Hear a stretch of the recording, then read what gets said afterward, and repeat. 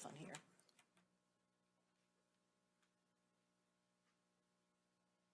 I had the same struggle, Greg. If I had another set of fingers, I know I could get it. Just seem to be too fat. Well, that too. Okay, we ready? No, but Okay. doesn't really matter, does it?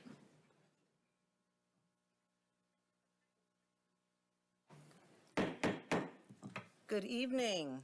I call this meeting to order at 7:10. Thank you for your patience. If you're able, please rise for the Pledge of Allegiance. I pledge allegiance to the flag of the United States of America and to the republic for which it stands, one nation, under God, indivisible, with liberty and justice for all. God, it actually looks good. Johnson, Here. Kelly, Here. Mikulski, Here. Polika, Here. Leaks May. Here. Approval of the agenda? Oh, I move to approve the agenda. Can I just, Commissioner Cavell here, so we want to add him as presentation. Okay. Yep. Yeah. With the following changes. 4B, I'd like to add Commissioner Cavell, and I would like to have item 7E move to the regular agenda, which would be 8E. Support.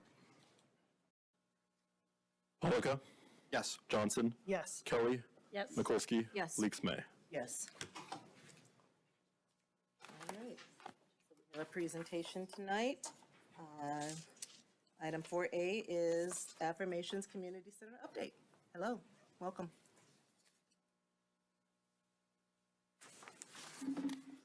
Good evening. How are ya? Mayor, council members, city manager, clerk. My name is Tracy Hall. I am here on behalf of Affirmations Community Center to share a brief update of our recent work, our work so far in 2025. For those of you that may not know, I am currently the interim executive director of Affirmations. Our executive director, previous executive director Cheryl, has left us. Well, she'll be with us. Her official last day was last Thursday. My official first day was Friday. She'll still be with us through the end of June on a part-time basis as we move through this transition. And then time after, if needed, either way, whether she's here or not, she's just a text message away. It was bittersweet because she was one of the reasons why I came to Affirmations back in December. I came as the deputy executive director. Prior to that, I was executive director of Outfront Kalamazoo, which is a very similar organization, just a tad smaller than Affirmations. And I currently serve on the board of Quality Michigan, which is our statewide advocacy group or organization. And not so long ago, I had the great honor of serving Kalamazoo on the Kalamazoo Board of Commissioners. And wow, I absolutely miss it. This side of the podium is a lot easier, although it's bittersweet because I see the wear orange, and that was one of my favorite proclamations that we did annually this time of year as well. So some recent highlights. We recently unveiled our 3-year strategic plan, which includes 4 important pillars: fund development, health and human services, our volunteer program, and board engagement and development. You can find our strategic plan on our website. We also updated our mission, vision, and values. Our updated mission is to improve the quality of life for LGBTQ+ Michiganders through education, programming, advocacy, and providing space for community connection. In our vision, we envision an equitable world where LGBTQ+ individuals have the right to love, live, and thrive. We also unveiled our brand new website that was many, many months in the works. Please check it out. You can also find our strategic plan, our values on there, including our mission and vision at goaffirmations.org. Some of the programs and services, highlight some of our programs and services. Our behavioral health and care coordination services continue to expand with therapists, workshops, and clinics reporting record high attendance. Specifically, during Q1 of 2025, we provided over 1,100 mental health sessions, administered 40 social determinants of health screenings, and had over 50 attend our various clinics, housing, legal, name change, and served almost 500 folks for Q1 at our monthly food pantry. Events coming up, we have our longstanding and annual prom redo on June 27th. I hope you all can make it. It should be fun. I'm looking forward to it. Our partnerships continue to grow, continue to expand, now more than ever. We need our partnerships, so we're still part of Hey One Coalition, which is a coalition across the state, Health Disparities Coalition as well, which is a coalition that meets regular, includes members across the states. And we continue to collaborate with local schools, healthcare providers, and nonprofits to help meet the needs of the LGBTQ community. We have a lot of upcoming Pride events, as you know. Pride kicks off in the state of Michigan here with Gay in May this coming weekend. So Affirmations will be there. I'm looking forward to my first Ferndale Pride. I spent much of my time at Kalamazoo Pride. And we'll be at about another 8 or 9 prides throughout the state, including Motor City Pride and prides in various Royal Oak and other spaces. In closing, I'd like to thank you for the opportunity for having me here to provide this update. And we are really grateful, very grateful for the City of Ferndale's ongoing support and partnership. And I'm happy to answer any questions. Thank you. I do have a question, and this is outside of council, but I do recall, have you ever given presentations like for Ageways or the Long-Term Care Ombudsman Program? What was the last one? Ageways or the Long-Term Care Ombudsman Program? I feel like you've done a presentation, and I feel like I've met you there. I haven't, but sometimes folks confuse me with Erin Knott.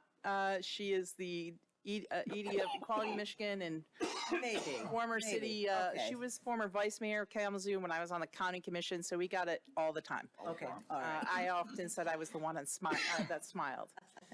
She knows I tease, though. Well, thank you. I look forward to getting to know you. I look forward to getting to know you. I took some pictures. I'm looking forward to sharing back with my folks back in Kalamazoo. They are proud allies. It's a pretty queer town, but not obviously as queer as Ferndale. And you really rainbow it up in here. So I'll be emailing I still live in Kalamazoo, at least for now, my mayor and vice mayor and the team. So thank you. Any other questions?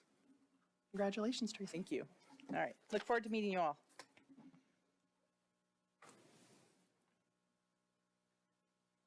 Right. Next up we have our Oakland County Commissioner, Charlie Cavell.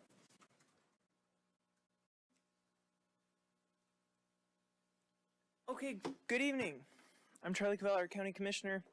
First, about affirmations, you're in good hands because, you know, as they said, another county person at the helm, so can't be a bad thing.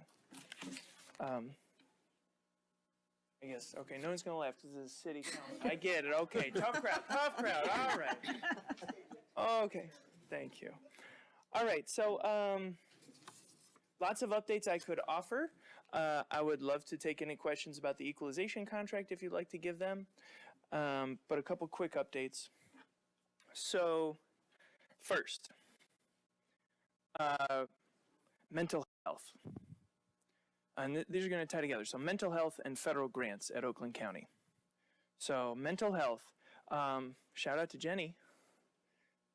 She set up a meeting for June 10th between Oakland County Board of Commissioners, so myself, Colleen, we're going to get to talk a lot, and Oakland Community Health Network, our community mental health agency for Oakland County, and the DDA to talk about mental health and how to work with people in crisis. So this is really cool because Jenny is talking about it in a very cool way about how we can make Ferndale, and this is the big idea, is how all these different entities using taxpayer money and government support and trust can come together to make Ferndale a best case or best example or best practice for how to work in downtowns and communities about addressing mental health crises in an empathetic and compassionate way.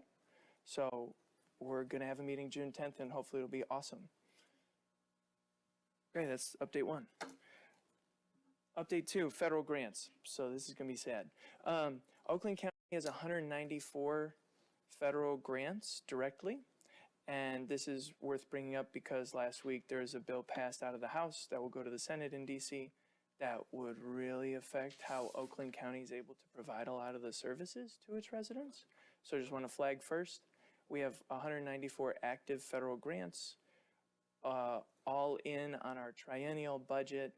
Just to give context, we use about $300 million in people's property taxes. So the property taxes you, or if you're a renter, you pay your landlord and your landlord pays property taxes for you. So everyone pays property taxes that has a house in Oakland County, whether you rent or own. But that $307 million that comes to Oakland County is general fund money from property taxes. We get about $500 million in grants or earned income from program income or like fees from the clerk's office and stuff like this. So say that to say that we have over $400 million in federal or federal state grants. So we're really keeping an eye on this. To date, we've only had to fire or discontinue or lay off 6 people that were for a communicable disease grant we got from the federal government. That was cut April 1st since we had to lay people off April 2nd. And also just related to mental health, substance use disorder. We had to let 1 contracted position go, and there was a grant that we had to give back the remainder of immediately. So there's $3.9 million in grants that we've lost thus far, which is 3 grants. So we had 197, we got 194 left. So just, want to tell you this now so that when I come back in like 2 months and I go, hey, how we were talking about trying to do whatever, well, most of it came from the federal government in some part, and we can't do that anymore. So just FYI.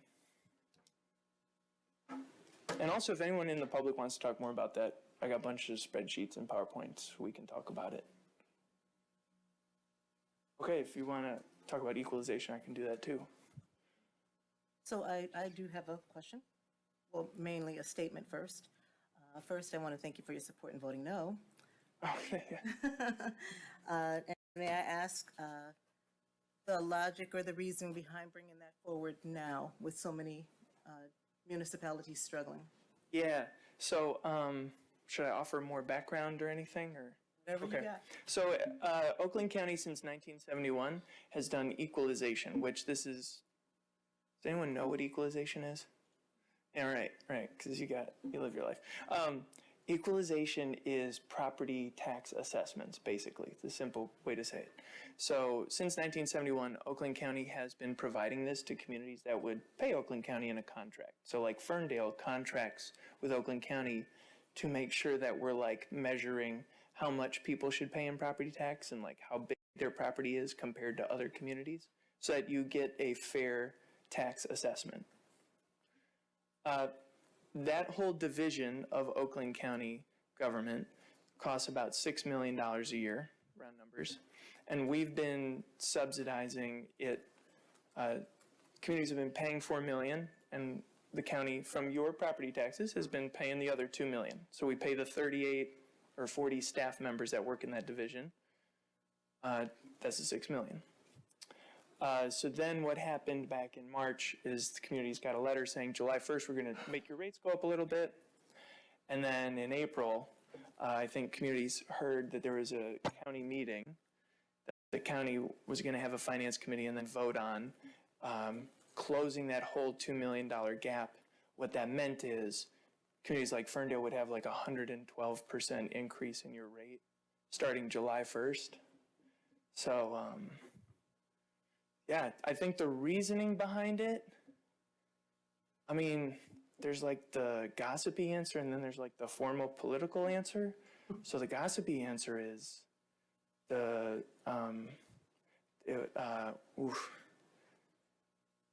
yeah, the gossip is that, you know, the UAW got a great contract.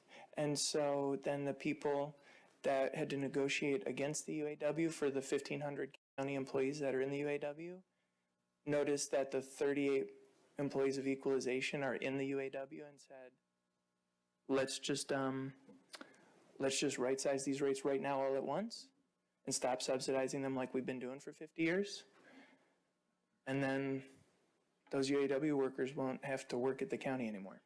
I think I say that gossip part because that's what we're seeing happen with communities like Ferndale leaving in droves. So Oakland County used to do this service for 32 communities, and now we're going to keep maybe 5 or 10. So then that makes it hard because you can go to a private company to do this, you know, like a assessing firm. So we won't be able to be competitive with the private marketplace anymore. And so if we're going to lose most of the communities like Ferndale, then, you know, why would we keep these 38 people on the team? So that's the gossip. I think the political answer is the math is the math. So apparently we just discovered this subsidy last year, so we're going to do something about it now. But that's not true. So, yeah. And I appreciate all you guys did to try and help make it not happen to our community. Because just to give context, Ferndale's going to have to find $165,000 new dollars, like tonight, right? Or you're going to a private company or something. So the county's contract goes up by $165,000. The city budget of Ferndale is like $25 million. So one, that's not small potatoes because also if you think about it, we just had a community fight, an argument about Headley, and then the second Headley and all this stuff. Like taxes, don't like taxes. Point is, a cop with a car and their kit and their salary and benefits, that's like $165. So you got to figure out whether you're hiring a cop, keeping a cop, or paying equalization for context. Like that's real money. And they got to figure it out like right now. So it put you between a rock and a hard place. It's unfair. May I ask when that vote is coming up again? Is it coming up next month? Or- No, we went through a couple committee processes. It got delayed because of your advocacy, so thank you for that. But it passed like a week ago. Past a week ago. Yeah. So you'll have to figure it out by July 1st for the new contracts. Cool. Thank you. Yep.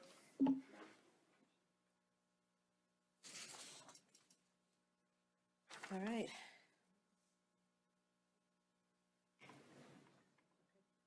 We've now come to the portion of the agenda where it's called audience. I invite anyone to speak on anything off the agenda. You have 3 minutes. Please state your name and your address. And I open up call to audience at 7:27.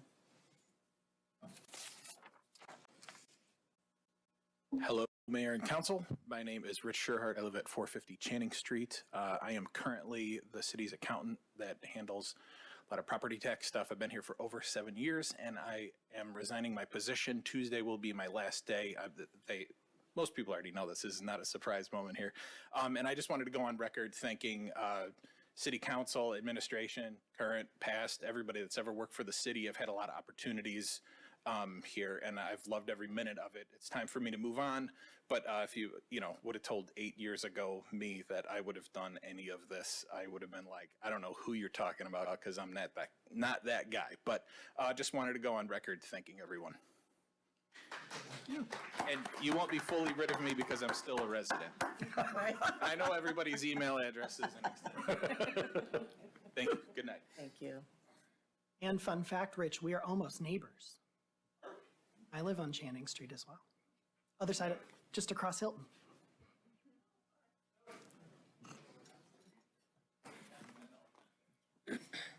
I know where to find you if we need tax accounting. Hello, my name's Sam Gerwin of 29260 Franklin Road of Southfield. Good evening, and thanks for letting me speak at the council. I wanted to inform the council of an issue that they should be aware of. As a Metro Detroit resident and former Ferndale resident for several years, I know the city well and used to be a big fan of coming to the city for social events. but not anymore. On October 19th of last year, I was assaulted at a Ferndale music venue. I will not discuss the venue and as such now, but I want to inform you of the main purpose of me being here, the inadequate investigation by the Ferndale Police Department of my assault and the reasons for it. As regular citizens, I have no criminal record, keep my nose clean, I'm a working person, same job for over 25 years. And I think people should know when they come into contact with the police and you're in the process, it's different than just maybe getting a parking ticket or something. But when you're involved in trying to do a complaint, like it was a nightmare. I did not make a immediate complaint because the people threatened to kill me. But a week later, trying to have the complaint was very hard to do.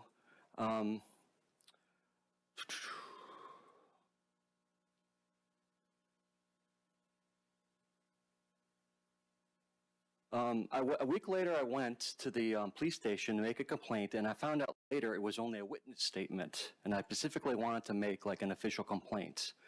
So I called the detective bureau a couple times. I got no return call. Eventually, I got a hold of the assistant chief. He called me back, and I forget the gentleman within the city who, he's some type of like liaison between the police or the city and the police. He was very helpful. And I ended up going to the police oversight board, citizens oversight board, where the assistant chief was running it because the chief was on vacation. The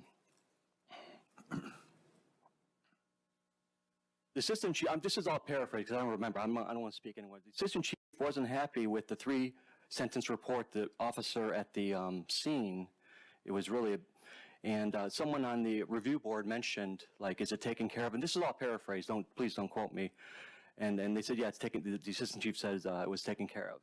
He was very nice about it. I put a complaint in against a managing detective because when I called, he actually called me back a little while before this. I'm sorry, I'm a little bit out of order. And he poo-pooed my case.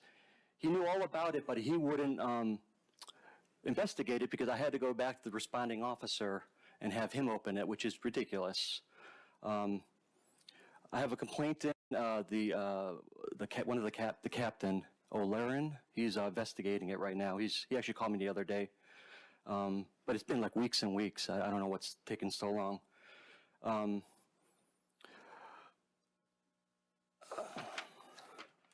Through FOIA, and please let me know if I'm going over 3 minutes, I apologize. I didn't get any information. I asked for a policy of where you have to go to the original officer to get a complaint, and a raw Article 74 was given to me. It's nothing in there. I asked about facial recognition technology because we didn't get the name of the gentleman who assaulted me, and I got just the raw face recognition policy. I asked for all complaints against officers. I got nothing, just to see what's going on. Maybe I don't understand why I was being not allowed to make a complaint.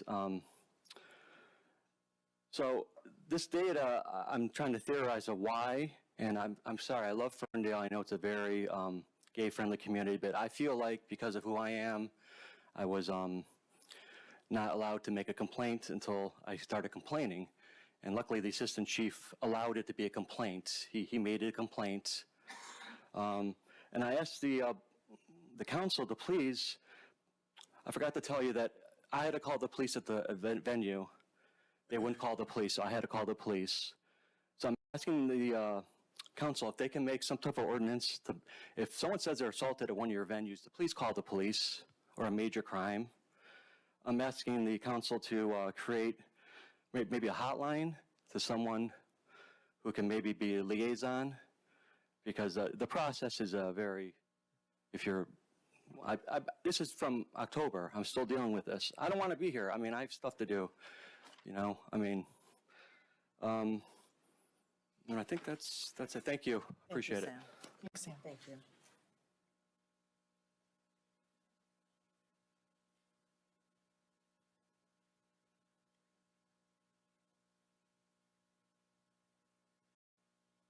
Auto audience still open.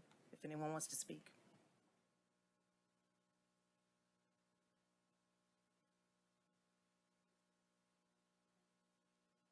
All right, I'm closing call to audience at 7:34 PM.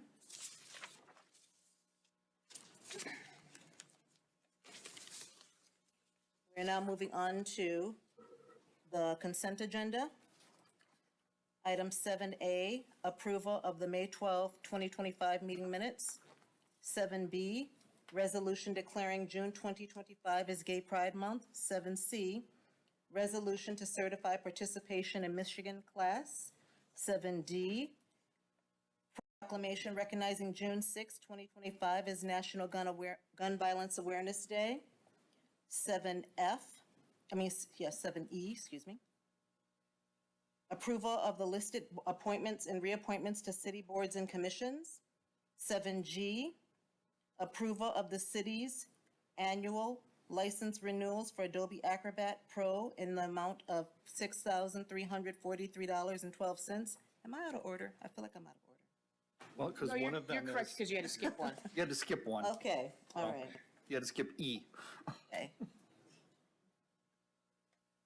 So 7H. No, so, okay, 7H, approval of the city's fiduciary liability policy renewal in the amount of $24,693. 7I, approval of the purchase order for infield material from Stone Quest in the amount of $8,400. 7J, approval of extended work hours by DVM Utilities, Inc. from 7 PM to 7 AM for 2025 sewer improvement program.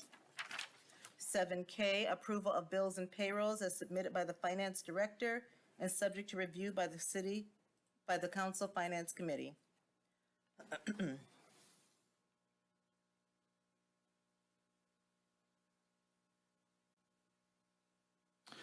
I move to accept the consent agenda as presented. Support. Polika, Yes. Mikulski. Yes. Johnson. Yes. Kelly. Yes. Leaks May. Yes.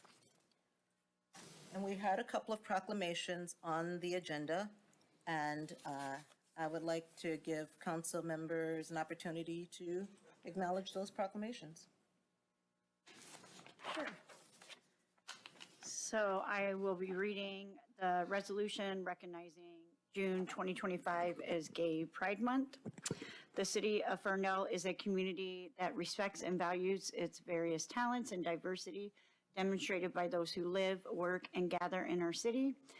And we, the city council, reaffirm June as the month when LGBTQ people worldwide and their straight allies recognize the historical Stonewall riots of 1969 as where the stand for human rights and dignity began, where gay men and women, transsexuals, and drag queens stood up against injustice and unfair treatment. We proudly acknowledge that the city of Ferndale embraces its diversity and that all persons have the right to live life without prejudice and discrimination based on age, gender, gender identity, race, color, religion, marital status, national origin, sexual orientation, or physical challenges. Therefore, be it resolved that the City Council recognizes and celebrates June 2025 as Gay Pride Month in the city of Ferndale and encourages all residents to learn about the historical LGBTQ movement, and that a copy of this resolution be sent to the neighboring cities that border the great city of Ferndale, to the executive of the County of Oakland, to the governor of the state of Michigan, and our U.S. representative to the House of Representatives and our senators. Mrs. Anna. Okay, it's next.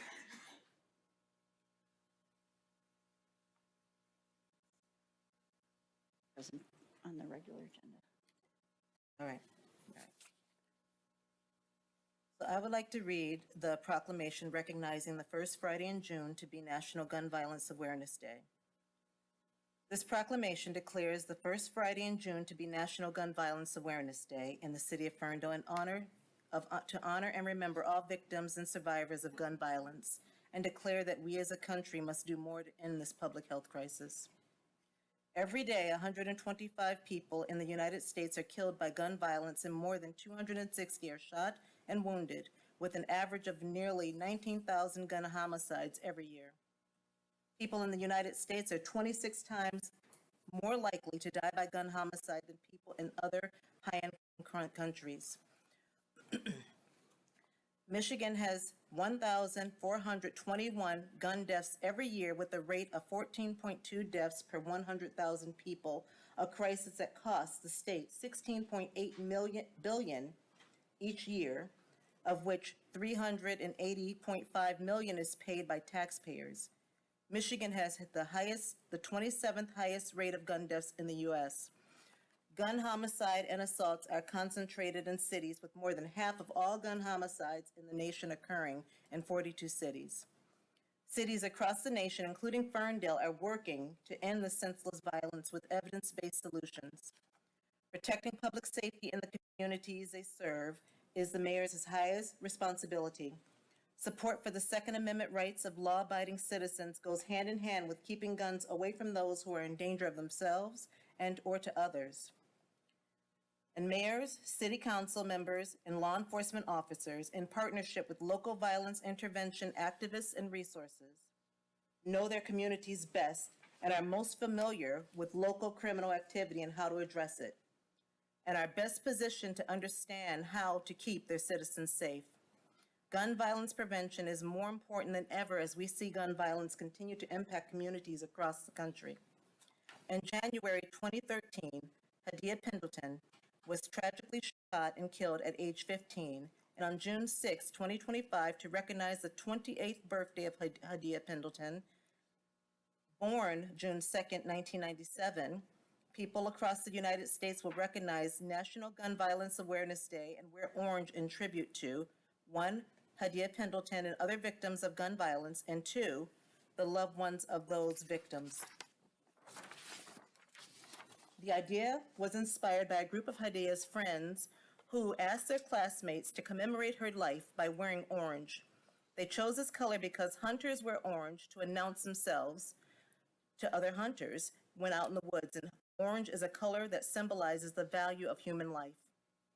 Anyone can join this campaign by pledging to wear orange on June 6th, the first Friday in June in 2025, to help raise awareness about gun violence. By wearing orange on June 6, 2025, people across the United States will raise awareness about gun violence and honor the lives of gun violence victims and survivors. We renew our commitment to reduce gun violence and pledge to do all we can to keep firearms out of the hands of people who should not have access to them, and encourage responsible gun ownership to help keep our families and communities safe.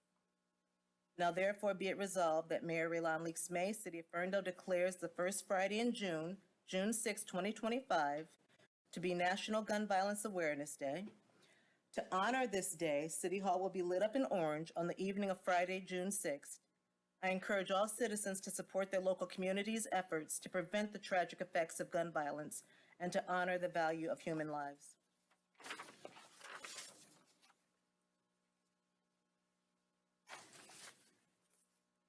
You did call a roll call. You called a roll call for the consent. All right, I believe that I'd like to take this moment for representatives regarding this proclamation to say a few words at the podium.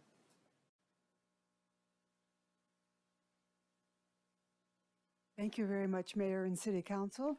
I'm Deborah Olszewski, a member of Moms Demand Action for Gun Sense, and my friend Jane Strunk is also with me. We thank you very much for proclaiming Friday, June 6th as National Gun Violence Awareness Wear Orange Day. We do have some reason for optimism. Michigan has enacted 4 gun safety laws due to lobbying of gun safety advocates like us and others, the groundswell of public support, and the hard work of state legislatures in Lansing. In February 24, they passed the Safe Storage Law, which requires individuals to keep weapons unloaded and locked if a minor is likely to be on the premises. Failure to do so can result in, failure to do so in connection with an act of violence is a crime. Three other laws that were passed include universal background checks, extreme risk protection orders, also known as red flag laws, which let us police take guns away for a time from people who might be deemed dangerous, and the domestic violence firearm ban. They also passed the Safe Homes, Safe School bills, which require schools to provide parents with information about gun violence prevention. Another program we'd like to highlight is Be Smart for Kids. It's a framework for parents, caretakers, and community leaders to keep kids safe through secure storage measures. We have a program that our group is happy to come provide to any church or school or parent group about Be Smart, which is involving how important it is to think about keeping guns safe. For instance, if your child's going to visit another family, do you think to ask, gosh, are your guns safely secured? Because sometimes they're not, and accidents happen with children. So we would like to leave a few wear orange ribbons in the back for anyone else who's interested, and also a placard informing you about Be Smart for Kids. If anyone's interested in requesting a program, we'd be more than happy to provide that. Typically, what we do when we adopt this resolution or this proclamation, we get a picture with you in council. Would you be open to that? Can you come up and get one? Come on.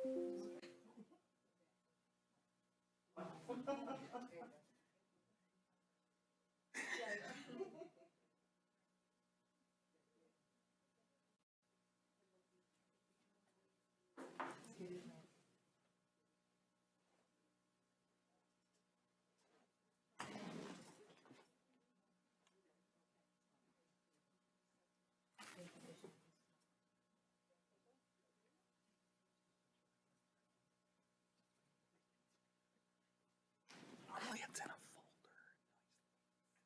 Right?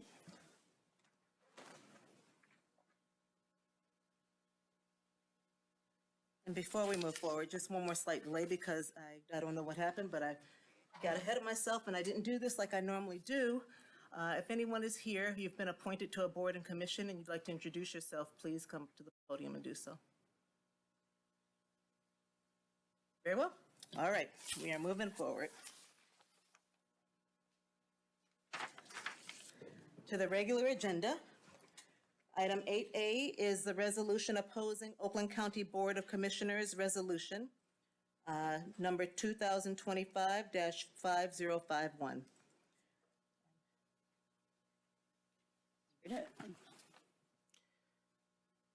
Okay, whereas the city of Ferndale, located in Oakland County, Michigan, is home to approximately 19,000 residents and is recognized as a vibrant, inclusive community where people live, work, and thrive.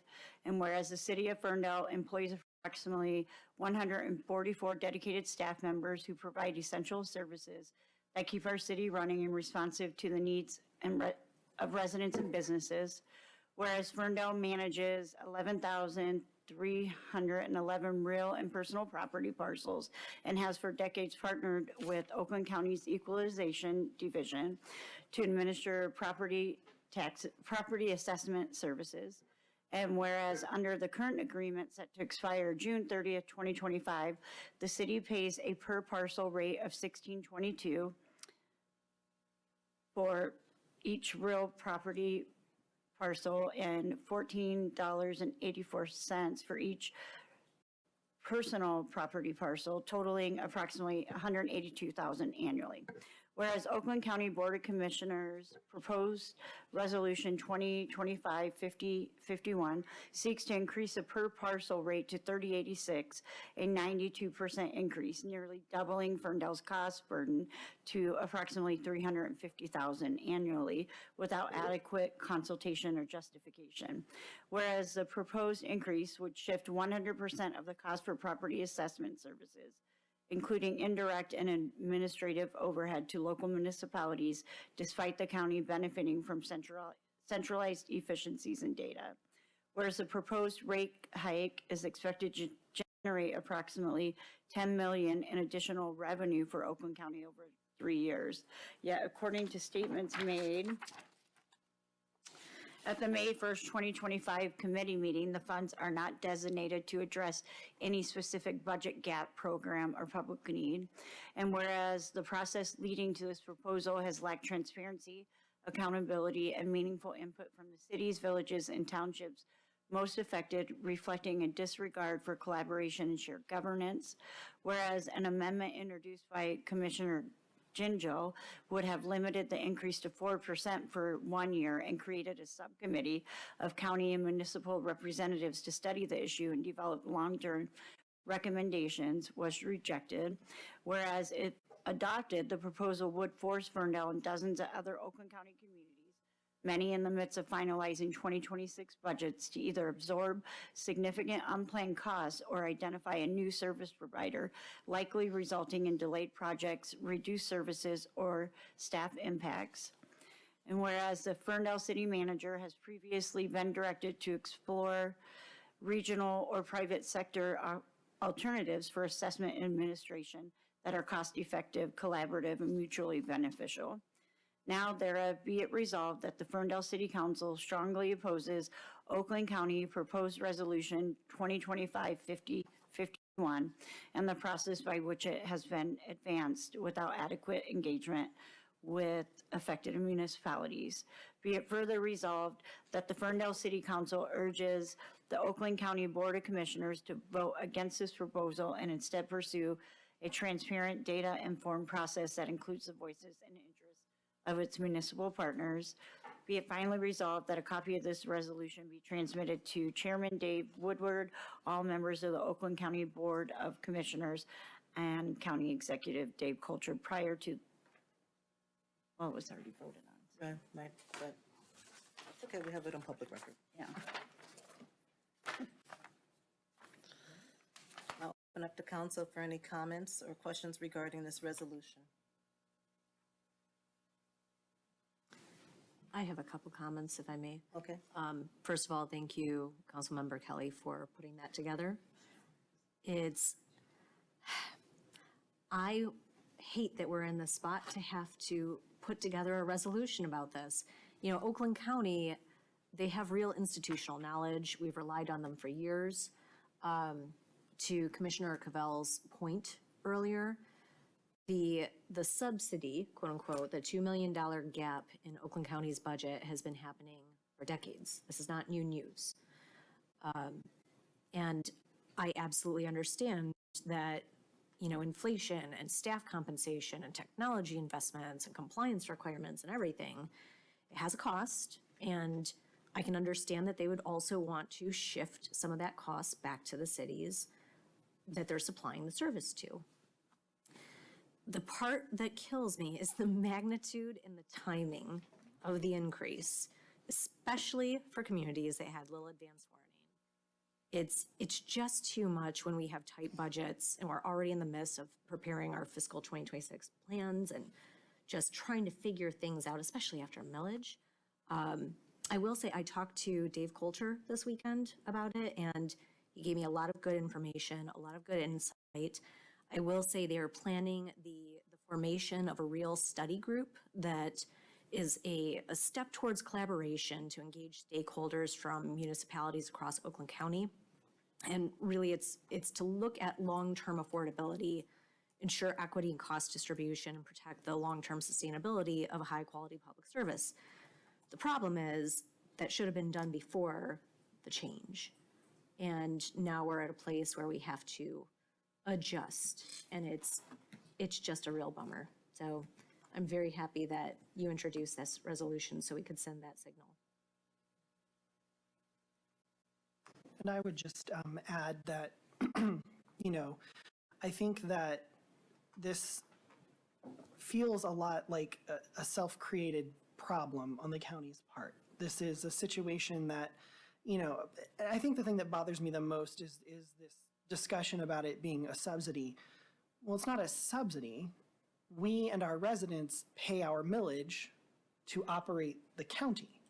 And instead of doing what we had to do as a city and go to our residents twice to ask for a tax, really not even increase really, just to go back to the rate we originally had, and have that 2 votes on the matter to finally get something succeeded, what it seems to me is that the county is avoiding doing the really hard thing, which is telling its residents we need more money. And instead of doing that hard thing and saying we need to increase the operating millage, just like cities are increasing their operating millage, they decided to balance the books on the backs of jurisdictions that don't require a vote of the public. You can just increase your fees on your payers, and then you don't have to have a plebiscite for the county to vote on whether you need taxes. This is a backdoor way of increasing our costs, which then means that we're going to be down the road of having to increase our millage and ask for a tax increase to keep up with these costs. And so they've backdoored a tax increase by ramming it through cities and townships. That's what this is. And that's frustrating because there are very smart people at the top of the county who undoubtedly knew that that's what this was. And that's frustrating. So thank you, Councilmember Kelly, for putting this resolution together. It's so perfect.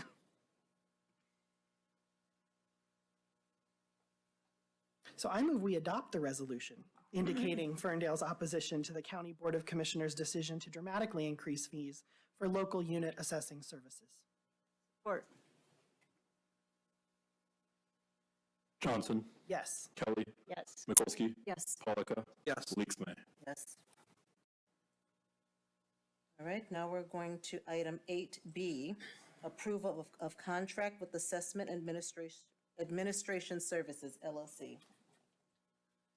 Well, we've already discussed the background need for this item pretty extensively, but to summarize again, the city has historically contracted for these services with Oakland County. We are at the precipice of seeing a dramatic rate increase related to those services to the point where it's really untenable for our existing budget to continue that relationship. I did present for council's consideration a cost-benefit analysis that looked at the 2 payment options that the county offered, the proposal from Assessment Administration Services, and then a third option of bringing services in-house. Ultimately, the cost-benefit analysis looks to not only just the cost impact of this, but how the timing, the benefit to the community, and other key factors are considered as we weigh which course to take. Moving forward with the contract with Assessment Administration Services does appear to be the best alternative at this time. Obviously, that will be a very new relationship for us, so we will want to watch closely to make sure that we're meeting the goals and parameters that we have for excellence in our community communications. But all things said, moving forward with that contract would present the city with actually a very minor cost savings compared to what we had budgeted for this year, which at the time was a more reasonable fee increase of about 3% for the county. That this year would reflect about a $15,000 savings over that budget. We do have a representative, 2 representatives from AAS here, if there are any specific questions regarding their services.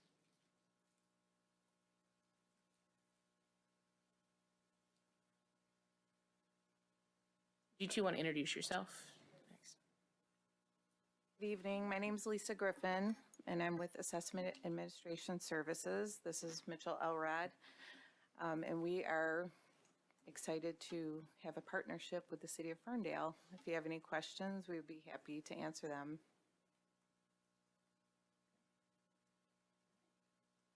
Council, if you have any questions. regarding this firm and the direction that the city's proposing that we move into. Through the chair, how many cities do you work with?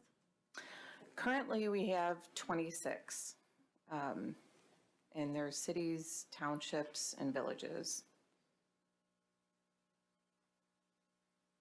Do you expect any sort of transition issues around, you know, I don't know, data migration? I don't even know if data migration is part of this. It is. So we don't, you know, you're going to stay on the county system for now. So we don't expect there to be any issues with that because all of that data will stay where it is. The only issues we've had or we've talked to other communities about are just maybe some information being transferred over to the city, such as record cards, forms or applications that have been made in the last year, such as like veterans exemptions, poverty exemptions, reports, just, you know, things like that. So we have a letter prepared that we can give to you to give to the county for a transition. And I will note, Ferndale is not the only community that is transitioning away from the county to AAS. At least Madison Heights, and I don't know if there's been any other movement. So yes, so currently we have 26 with this, you know, coming about with Oakland County. We've picked up Madison Heights, Oxford Township, Orion Township, and Commerce Township. So it's been a transition for us as well, because it's kind of, you know, coming in all at one time, but. Actually, a question for the city manager. With potentially moving in this direction and the savings that we will incur regarding making this move, is there any benefit in the long term regarding how this will impact our taxpayers? At a $15,000 a year savings, it's not likely that it would impact the tax bills at the end of the day. We do still have to see if this ends up requiring any additional in-house staff time, just because there will be fewer physical staff present, although AAS is committing to a certain number of hours on site each month. And I would say generally, like, you know, we committed to 16 hours per month, but likely we'll be here more than that. And I would say you'd have a presence in the office as well, you know, probably weekly for a set amount of time. Okay. So I had sent some questions, written questions earlier, and thank you for responding to those and wonderful responses, excellent responses. I'm going to ask just a couple of those questions so that we can have that response be Sure. public for the public. I'll let Mitchell respond because he wrote those answers. Nicely done, Mitchell. So how do you assist residents through the Board of Review process, especially our more vulnerable residents like the elderly and disabled? This process can be complicated and confusing. So. Sure. So like I said in the email back to you guys today, March Board of Review is going to be the biggest meeting. That's when taxpayers come in to appeal their assessment, any questions about their upcoming values. That's our busiest time of the year as assessors. We try to push as much information out as we can. It's all the meeting information's on their assessment notice, which they get 2 to 3 weeks ahead of time, phone numbers, emails to call with any questions. July and December is when we see more the exemptions, like at the poverty level. So in the past, me personally, you know, if a resident physically can't make it to City Hall or Township Hall, whatever, we will mail everything to their house for them. You know, we'll email it to them. If they need help with the counter, filling them out. I've literally, the one resident in the community I worked at in the past had a hard time writing. So with his permission and someone, you know, as my witness per se, I helped him fill out his, you know, poverty exemption for him. So anything like that, we're more than willing to do. That's fantastic. Thank you. That's the sort of, you know, care that we're looking for here in our community. So to sort of piggyback a little bit off of Councilmember or Mayor Pro Tem Mikulski's question, how does your staff sort of get up to speed when you bring on a new community? So kind of capsule summary, what does that look like? Because each community is different, right? Your stock of buildings, unimproved properties, improved properties, commercial, industrial, residential, all that kind of stuff is different everywhere. How do you get familiar with a community when you're coming in and taking over? Sure. So for people that have never, like, for example, been to Ferndale before, we would probably, like I said, in the emails, would probably have them, especially like when they're out doing field work, just go drive around, get yourself familiar, find all the main roads, maybe go focus on this subdivision for a day and get your, get your bearings and everything like that. We use a lot of GIS for mapping. I mean, we use it for property analysis. We use it, if something looks weird on a property, we're going to pull up GIS and verify it. So that kind of gets you familiar with that area as well. Like I said, a lot of mapping. We're going to use Google Street View. And then, like I said, we're going to go out into the city, into the neighborhoods and see what's going on out there. Thank you. And the process, briefly, if you can share, what would be the process if we decide to not, for whatever reason, not continue with a 3-year contract? So do you mean Early early termination, I should have said.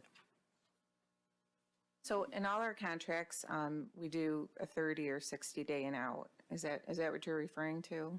If we decided to end the contract? Okay.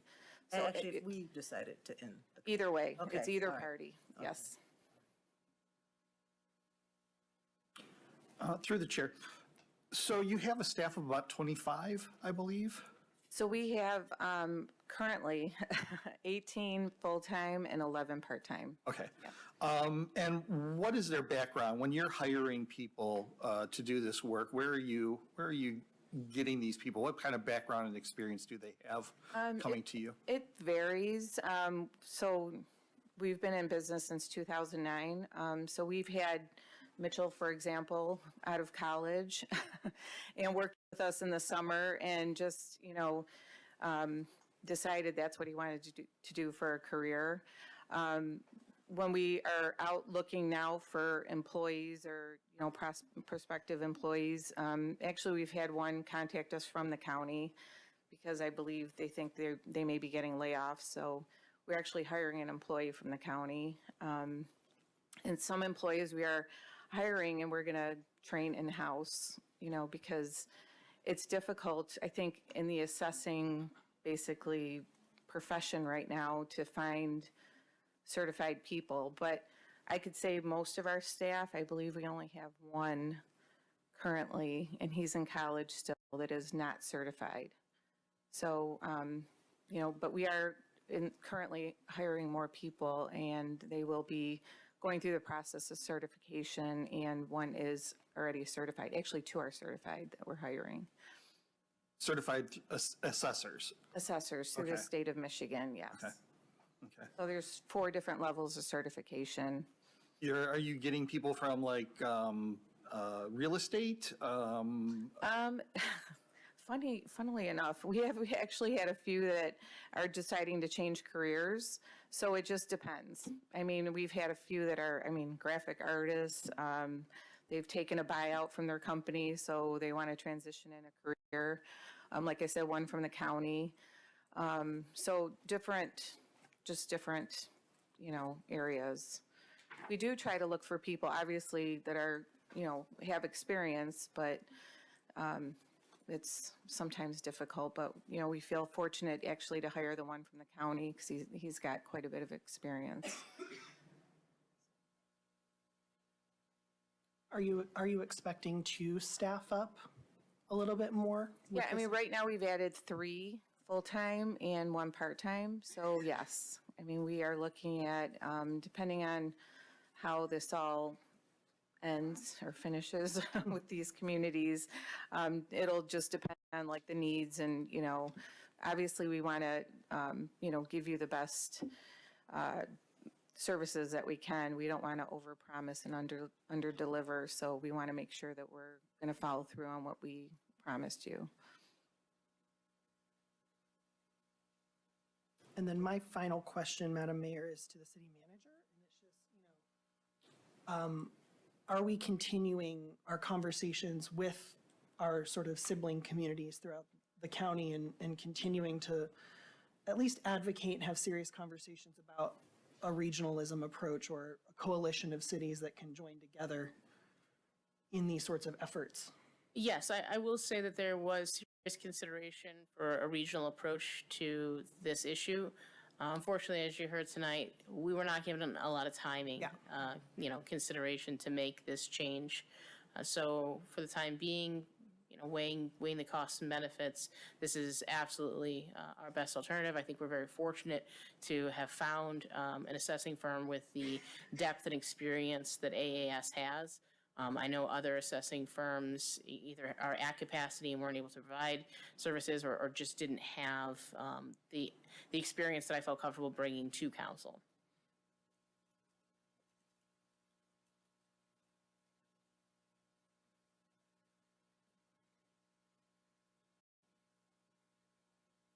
I just have to say thank you for investigating this, because So quickly. so quickly. Well, I was not going to come up here and tell you guys we were spending $165,000. We appreciate that. Any other questions towards AAS? Through the chair. So the certification that you're getting through the state, or your staff, everyone who does this work has to be certified through the state. What type of training is that? Like, how in depth? Is it a 40-hour training for over 6 months? There's 4 levels of training. So the first one is an MCAT, which is like a technician. And that's a very basic certification. So that only requires like 3 days of training. Then you take a test and you're certified in MCAT, which is a technician. The next 3 levels are, I bet they're a year. So you go through a year of classes. Each level is a little bit different. I think the first 2 after the MCAT are various classes with tests at each section. And then at the end, there may be another large test. I don't know. It's been years since I've done it, but Mitchell is probably a little bit closer. They change it all the time too, the state does. And then the final one, the Michigan Master Assessing Officer, is kind of a comprehensive where you write different papers along the way. And then I believe there's a test at the end. Is that how there's 2 tests? So, and then. Is that what you've taken? Yeah? Okay. Yes. Okay. So. Well, you answered one of my other questions do you have to be recertified? So you're saying it's been a while since you've gone through it, so yes, I'm assuming not. Yes, well, we have to do 16 to 20 hours of recertification each year. Okay. So, and that changes each year too, that the state, sometimes they make it 12, sometimes 16, sometimes 20. So it changes each year, but we do have to do recertification each year.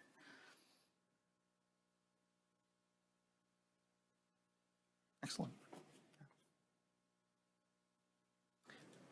I move we approve the 3-year contract for Assessor of Record Services with Assessment Administration Services, LLC, in the amount of $177,420 with a 4% annual escalator effective July 1st, 2025.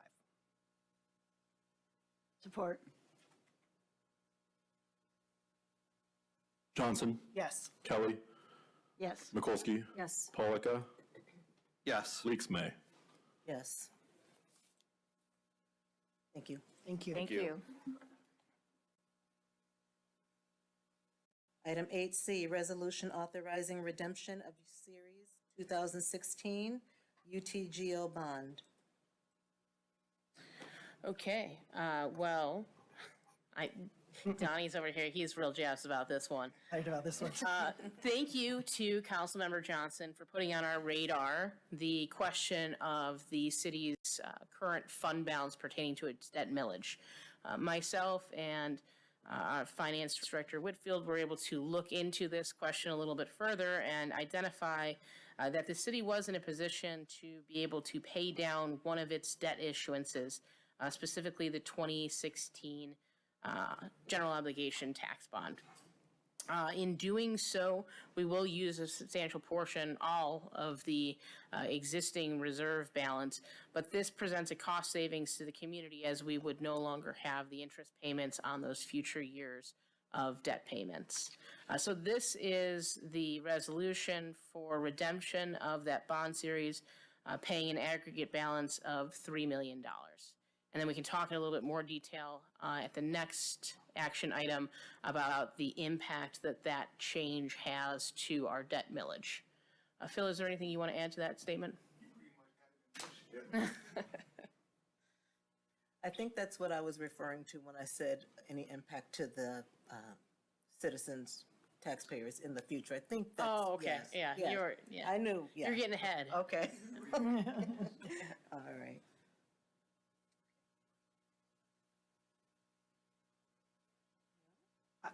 I mean, I would just note that, you know, this is, you know, like any opportunity in life, when you can pay off your debt early, if you have the ability, you're going to save money because you're not going to pay interest over many more years. And so our ability to sort of what's called call our bonds, which allows you to redeem them and pay them immediately, is a great opportunity for us. This is going to save the city, you know, money, but it is going to save the taxpayers money through, which we'll see in the next agenda item, but spoiler alert, there is a tax reduction that comes as a result of this item. Yes.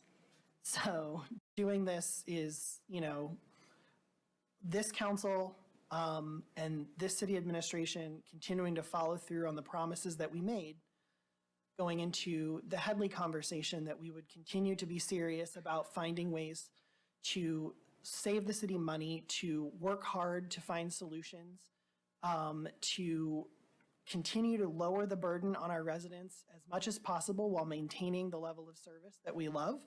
And I think this is a major step for us and a huge piece of keeping that promise.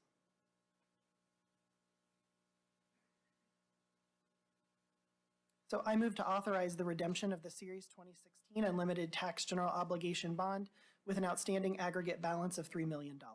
Support. Johnson, Yes. Mikulski, Yes. Kelly, Yes. Polika, Leaks May. Yes. Let's vote now. Item 8D, resolution to revise and reduce the tax levy request for fiscal year '26.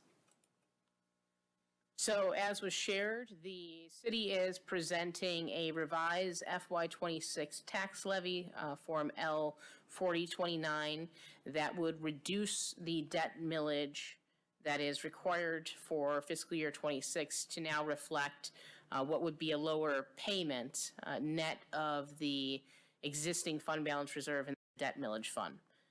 This is expected to reduce the debt millage by about, by exactly 0.7528 mil. Not a hugely overwhelming impact to residents, but a net savings of about $75 to $100 a year on tax bills for residents.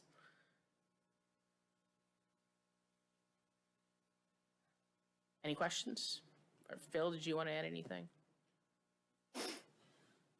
Again, you pretty much knocked it out the park. But again, because of the previous action that you guys just passed, this will allow us to reduce the tax millage, and actually going forward, it puts us in a better position if need be that we have to actually bond out for other infrastructure needs. So this is actually a big win for the city and the residents.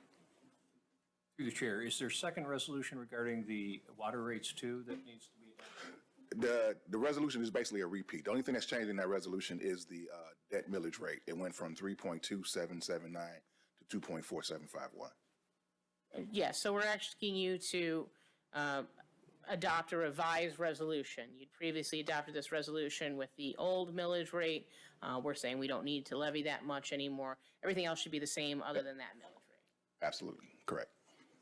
And I think, you know, for the attending and viewing public, you know, I think there's a really important distinction we need to make about which millage is being affected here. So when, when folks voted for the Headley override, that is just, it's an operating millage, right? So that's going, it's general fund, it's additional funding to the general fund. The debt millage is not a millage that is voted on by residents.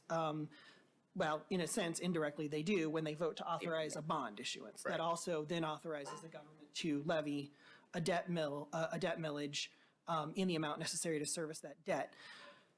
Subsequently, a city recalculates its debt service every year based on its tables, and you get debt service tables from your bond trustees, and that helps you determine how much you need to levy each year. So after the initial vote of residents for a bond, the council each year adopts these tax levies, and we can change that rate. We don't have to go back to the public. So because we change that rate to match what's needed to pay the bills. So we have that ongoing authorization.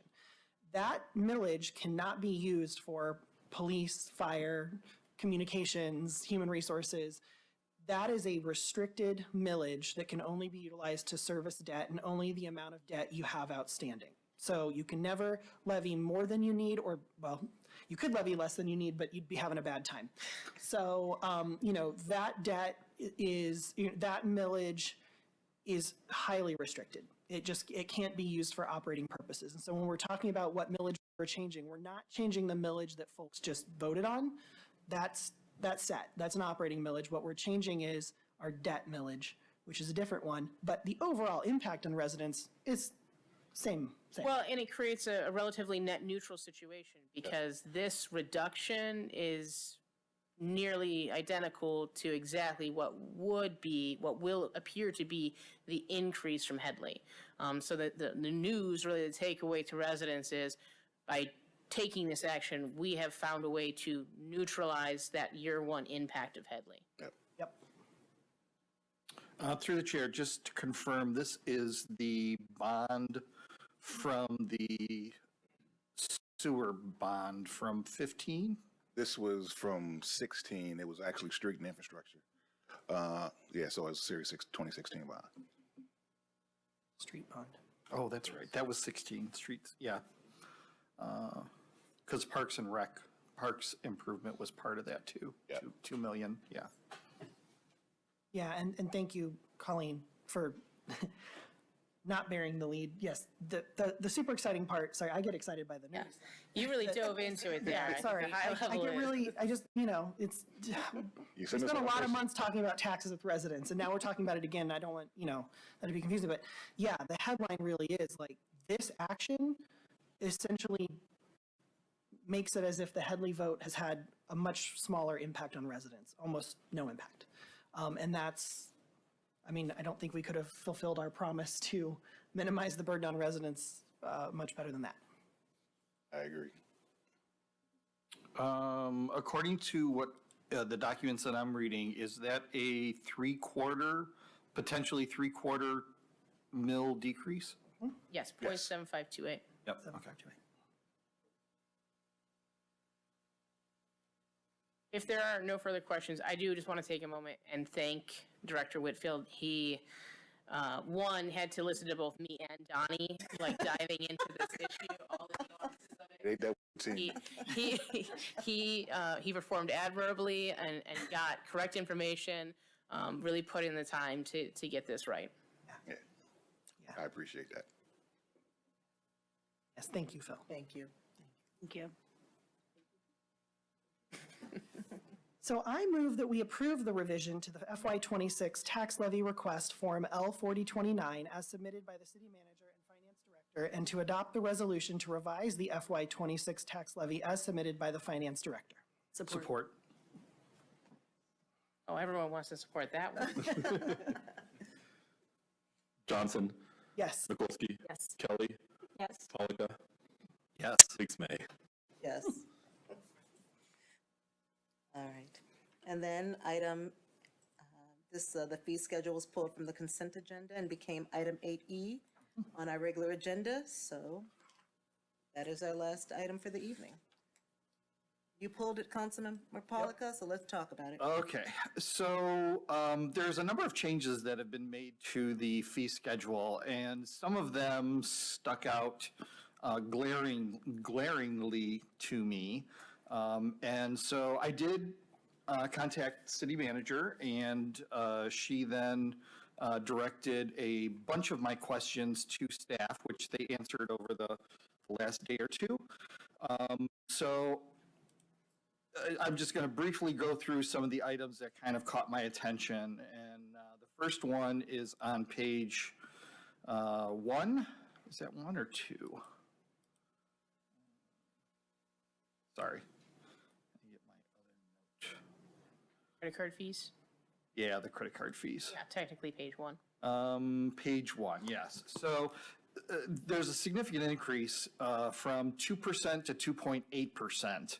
And I just wanted to make sure that that was the actual fee that we are paying the credit card company and that we were not benefiting financially off of that. And Colleen, you confirmed me that that is our new rate, as well as the 2.95 rate for credit card transaction fees. The 2.8 is for tax payment credit card fees. I'm assuming we use 2 different companies? That's why the different rates? How come one's less than the other? Can't we get the other one to 2.8? And actually, I actually am still in conversations with BSNA payments, but the 2%, that was strictly for tax payments, and the 2.8, actually, I'm not sure about that 2%. Well, that's what it was. It was 2, and now it's 2.8, and the other one is 2.5. That's now 2.95. For the taxes in, I'm not sure why they separate, because we have tax payments that set at one rate, and then utilities and everything else, water, everything else is at a different rate, at 2.95. I can take that question back to BSNA payments as far as why there's a difference, but even we had the same pricing difference when we were with Point and Pay. It was one set price for tax, and it was a separate price for utilities, water, permits, and everything else. In my experience, it typically has to do with the size of the payment. So because tax payments tend to be larger, you get a slightly better rate. Through the chair, that seems odd to me because last year we saved $56,000 in annual savings due to swapping from First Data to Passport for the credit card processing fees for parking. And those are itty bitty payments, right? It's a different volume though, so that's what that was based on. Okay. So it seems these rates are a little bit crazy. Yeah. And it might make sense for us to try to renegotiate them. Yeah, if we're able. I just think that increase is just so high, but I also know that everybody's doing it now. I mean, people are paying, they're adding 3% if you use a charge card now. And we are looking to go back to no fee associated with ACH payments. So this would just be specific to credit cards. So we're still having conversations with BSNA payments because, again, like for example, our e-checks, previously there was no charge. And under BSNA payments, there's a $3 charge, which we've already confirmed that charge will be going away. And so when I do go back to them, because I am meeting with them again this week, I can discuss some of the other things that you guys are raising here. Okay.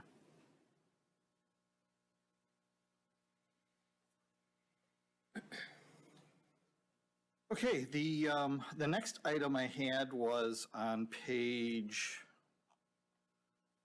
3 regarding the increase in chicken coop permits. Did you want to take this one, Mayor Pro Tem? Sure. Yeah, I mean, the answer here of 2 inspections doesn't jive with the reality of people who have chicken coops. So I'm a little bit confused as to what has happened. So I talked with one of the inspectors that handles it today. So generally for any permit, there is a $50 administrative fee that covers Kathy's time, IT, the building, all those things. And then there's a fee for the building permit. So a rental inspection, for example, is $200. It's not broken out, but $50 essentially goes for Kathy's time in the building, $150 for the inspection. A building permit is $50 plus whatever fee it would be. Electrical is $50 plus whatever fee it would be. So most of our standard fees, a fence permit is $50 plus. This, I think, was 35. So just to be consistent with everything else, I proposed to move it to 50. I had a conversation today with one of the inspectors about what is actually involved.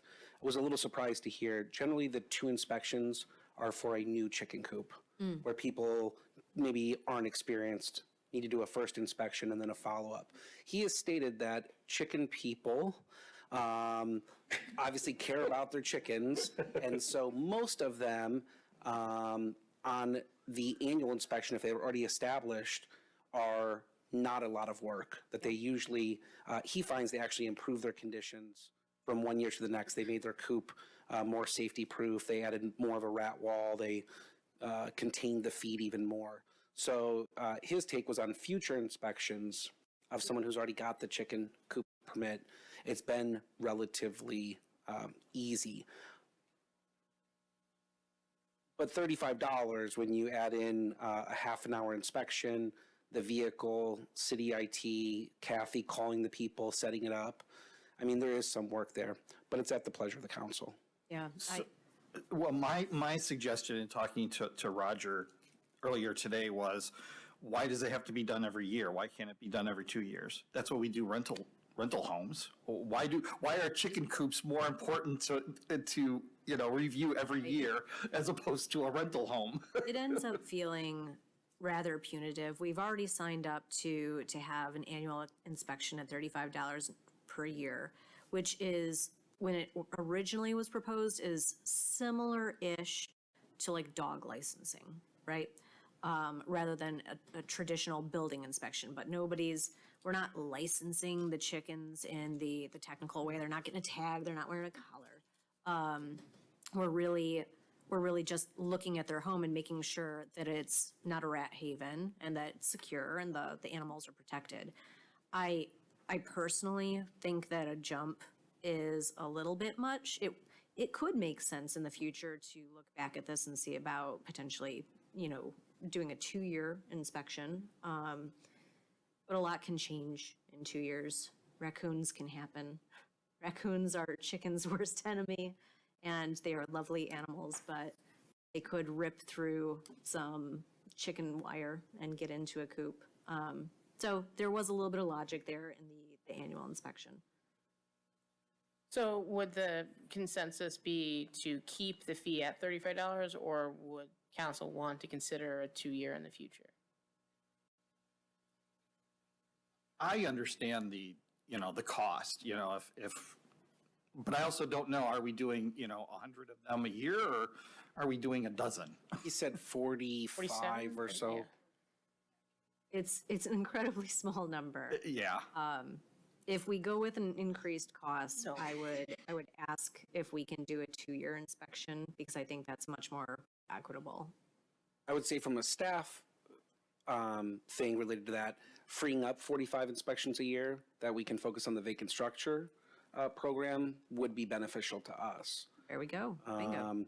So it let's wouldn't be not do them bad all thing. in 1 year. Why don't you do like 25 in 1 year? Well, it's whenever they sign up, and then it would be good for 2 years. So, and we do them during a certain part of the year. We only do them in January to March or something? We actually shifted, yep. It used to be in the winter, and you couldn't see the ground, which is pretty important when you're looking at a chicken coop.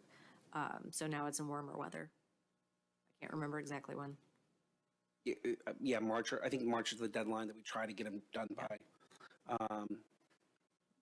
Let me make sure I understand. So we're talking about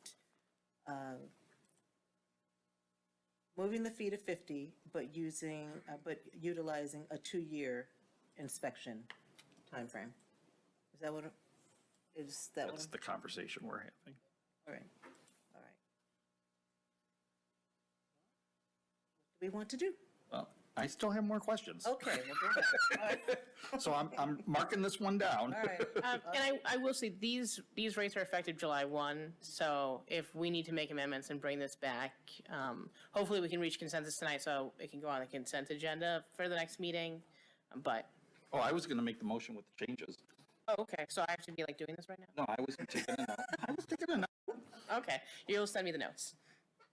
Well, I'm assuming he's going to take it down when I make the motion. We also have a video. You're going to make the motion with every single amendment in it? Yes. All right, well, I want to see this then.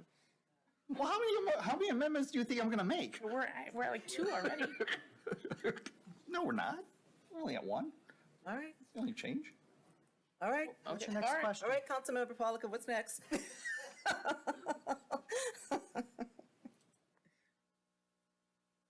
Okay, so the next question that I had was the sign permit on page 3, which went up 50%.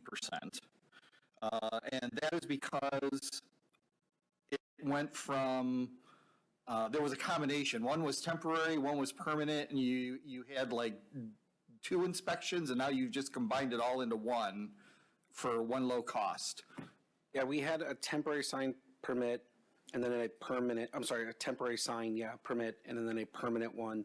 Under the new code, temporary signages don't get permits unless it's in the table that I'm not referencing. But there's a section 8.05 or something that says temporary permits.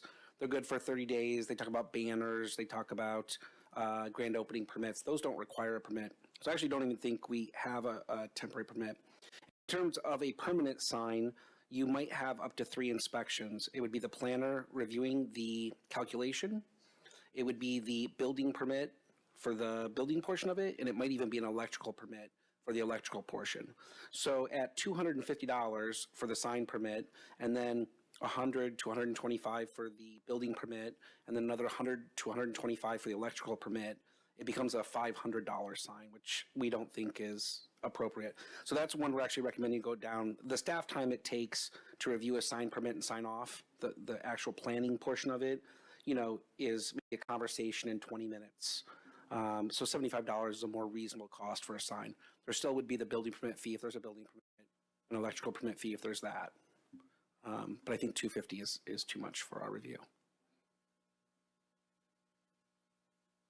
So yeah, so I don't have any issue with that one. Under Board of Appeals, same page, the charge is $250 for 1 unit residential and then $1,000 for 2 unit plus, or commercial or industrial. My concern, so originally I proposed one thing, but after talking with Roger, my concern is that we're now identifying ADUs as a second unit.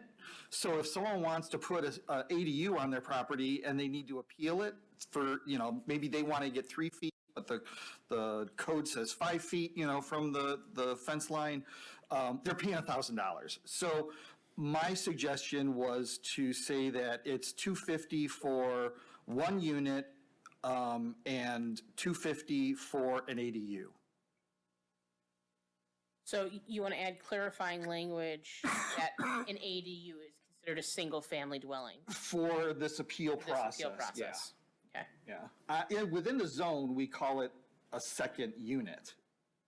Sure. No, it makes sense then to Yeah. specify within the fee schedule that it was be considered a single unit. Yeah, so if it's just the ADU, it's considered a single unit as $250. To give perspective on appeals, I think I presented last month. We did 1 last year for a commercial building. The year before, we did do 2 on single-family homes. They were specific to what somebody wanted. We don't do a lot, so if that clarifies it, that's completely fine.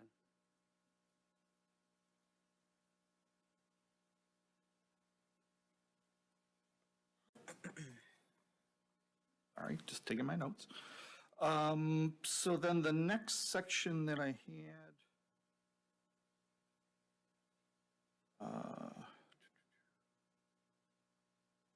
there was some confusion on page 5, but I worked that out with Roger.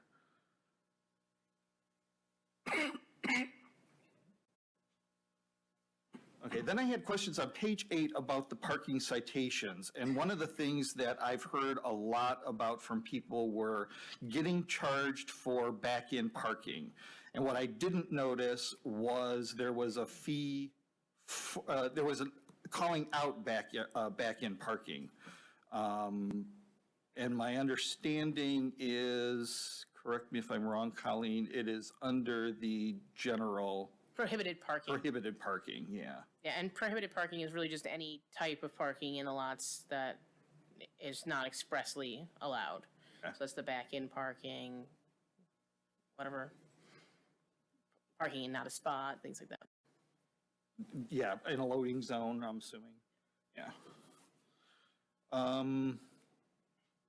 There's some clarities.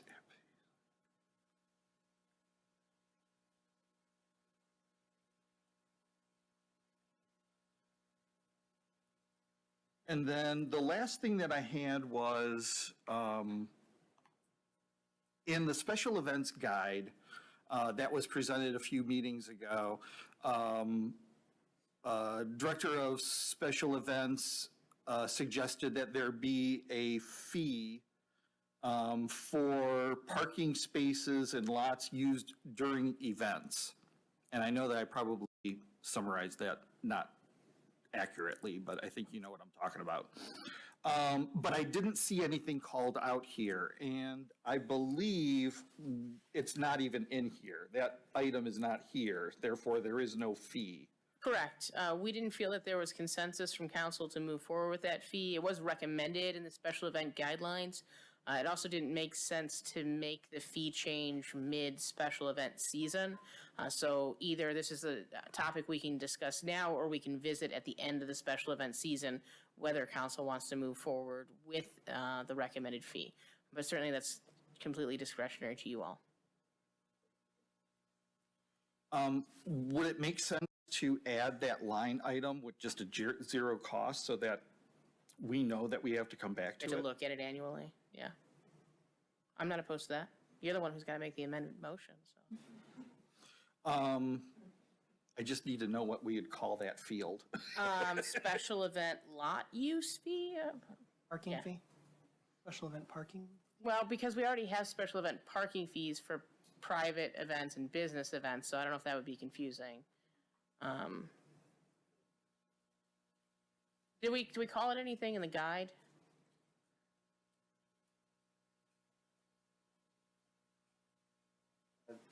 What you're referring to is a parking space reservation. Okay. So it's separate from. So, okay. So it would be So we accurate could to call call it it a special event special parking. parking lot use fee. And it would be specific to the lots, not spaces. Correct. Okay. So special event parking lot use fee. And part of the motivation to this is trying to encourage the most events to utilize the streets rather than utilize a lot for their event. But there wouldn't be a fee to utilize the street. It would only be, the fee would be based on the lot because of some of the lost revenue from metered parking space fees. So through the chair, Greg, before you make your adjustment, so we're talking about adding a placeholder line within the fee schedule for this? And holding it zero, yeah. Yeah, under special events. We would just create the line and it'd be zero for this year. And at any future point, council can decide to add the fee. I just want to make sure that no one down the line confuses some other fee to say, oh, this is what we need to charge for the special event lot fee, because that's what it says in this other section about parking. We're establishing a fee and setting the rate at zero. Yes. And then we can come back in December or what have you to figure out if we want to charge $25 or $50 or whatever that fee is. I mean, through the chair, and I don't want to derail this. Doesn't that send a little bit of a signal? And I don't know that it's a signal that we want to send right now. That there's intention that we are looking to charge a fee.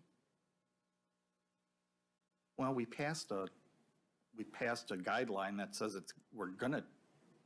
we can charge a fee. Yeah, but we didn't have consensus on that portion, as Michael so clearly pointed out. It was just a guideline, not a. Right. Okay. We don't have to have it. Yeah, it's just making me a little bit squeamish. Yeah. Oh. Hey, let's have to add to the motion. Wasn't the decision back then to come back and discuss this at a later date without just discuss, isn't that what we decided, to discuss this at a later date? Regarding I think we did. After event season. After the season? Yeah, I think we decided to discuss it further I just don't want it to be presupposed that we're going to make the move to charge a fee before we've decided to charge a fee, even if the fee is zero. So no documentation, we come back to discuss it. Okay. I'm okay with that. Yeah, we can make a note to have a discussion on this in December of this year.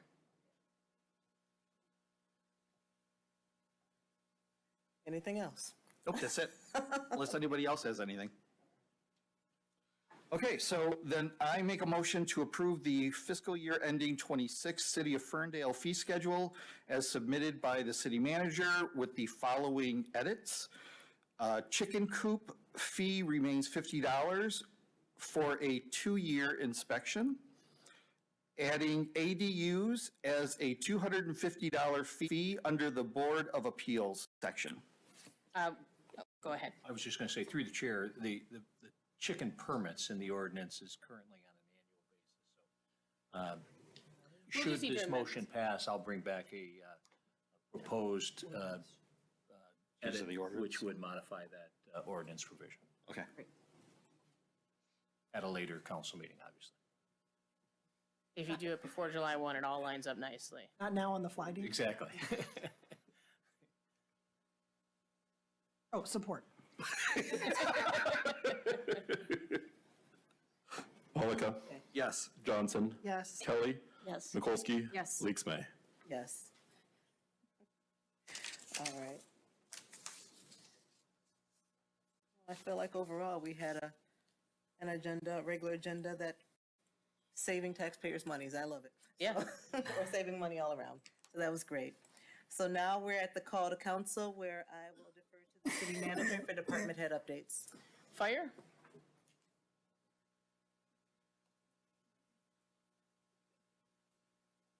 All right, good evening, Mayor and Council. Just a friendly reminder to the community, because the weather's nice, and anybody who has fire pits in their backyard or any of those things, if you're gonna burn wood in it, you have to get an open burn permit. $25, you can apply directly through the online website. We make it easy, but you have to have it if you don't. If you have a gas fireplace, you don't need it, but if you're burning wood, you have to have the permit. Clerks? Just a reminder that if folks are interested in running for mayor or city council, the deadline to turn your petitions in is Tuesday, July 22nd at 4:00 p.m. And then obviously that's for the November 4th, 2025 election. You'll need to collect 100 to 150 signatures from Ferndale voters, be at least 25 years of age or older, a citizen of the United States, and living in Ferndale as of 2 years prior to that election date. If you have any questions, feel free to give me a call directly at 248-336-4366, or you could email us at clerk@ferndalemI.gov. That's it. And then DDA, did you want to provide any updates?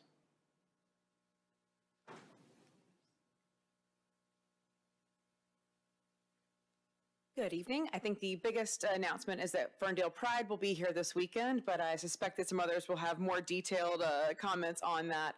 But it is just, I think, a really special thing that Pride Festival happens in Ferndale the way that it does. So we as the DDA are always excited about that. We will be suspending the patio zone this Saturday, so there will not be patio beverages available, but they are on Friday and Sunday and all other days of the week, and please enjoy them. Also wanted to thank Commissioner Cavill and also Ferndale Police for their ongoing support with a few just public safety concerns, especially related to mental health crises. So we do hear feedback from community members. We do take that seriously, and we value that there is safe space for people in downtown Ferndale. It is something we are continuing to work on through the DDA. So if there are additional comments or persons who want to be involved in that, Ferndale is an incredibly special place. And as Commissioner Cavill said, we're hoping that we can set the, kind of set the standard for other communities and how we deal with difficult problems. And we are always open to any other community input from our neighboring communities or anyone who wants to be involved to please let us know. Thank you for that. That is all.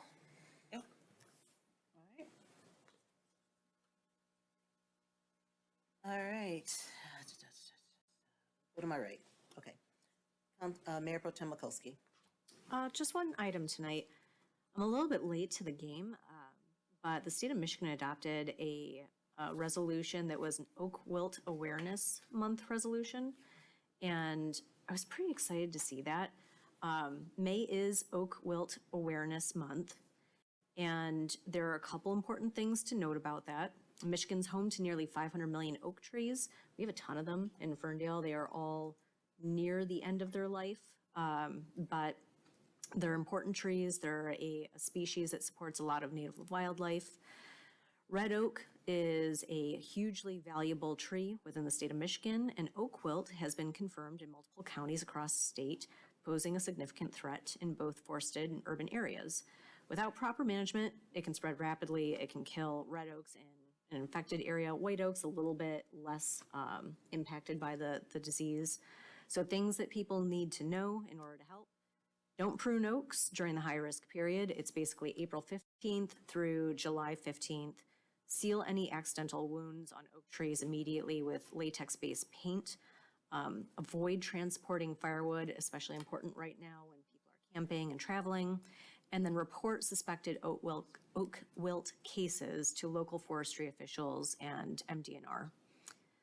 And I know we just had a bunch of trees get trimmed in Ferndale, and I hate it, but I know it's necessary. I don't know how many of those may have been oaks. I do absolutely hope that the arborists that were involved are mindful of species.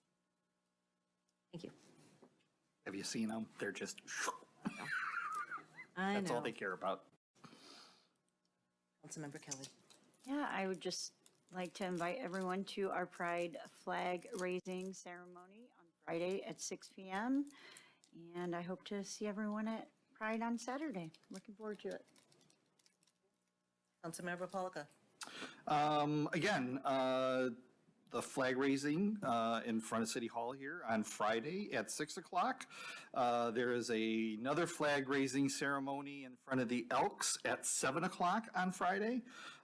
There's also one at the Heroes Garden, but I don't know when they do that. I have to ask Gordon. And yeah, Pride Festival kicks off at noon on Saturday. With a bunch of political speakers and lots of 12:30. thank yous and. Oh, 12:30. Oh, you're right, it is 12:30, yeah, thank you. Not 12, well, still, get there at 12. Speech kicks off at 12:30. And then the whole festival kicks off really at 1 o'clock, and there's just a lot of great entertainment, a lot of nonprofit organizations that are sharing information about themselves. Thank you to all of our sponsors. We can't do it without you. It costs a lot of money to put on a festival. And that's it. Weather looks great. Looking forward to it. Member? Well, on the theme of Pride, at Pride Day, the Ferndale Accessibility and Inclusion Advisory Commission will be having its sensory tent, as it has the last few years at Pride. We're looking for a few more volunteers to help cover some volunteer hours, just manning the tent and making sure it's a nice, safe, quieter spot for residents and attendees who need a little space to kind of step back and decompress from crowds. Pride can get very busy and very noisy, and a lot of folks with sensory issues kind of need that space throughout the day. So we maintain that tent. I'll be there a little bit of time. I'll be moving around Pride quite a lot, but you'll see me there if you're looking for me. So if you're interested in helping out, or you just want to stop by and say hi, hang out for half an hour and help man the tent with me, I'd love it. Okay. And I just want to thank everyone for a great Memorial Day parade. I thought it was really well attended. I thought there were more people out there than I'd seen in a long time. So thank you to the city, thank you to the dignitaries present, thank you to the Memorial Association and to the schools, because I thought it was a really nice event. And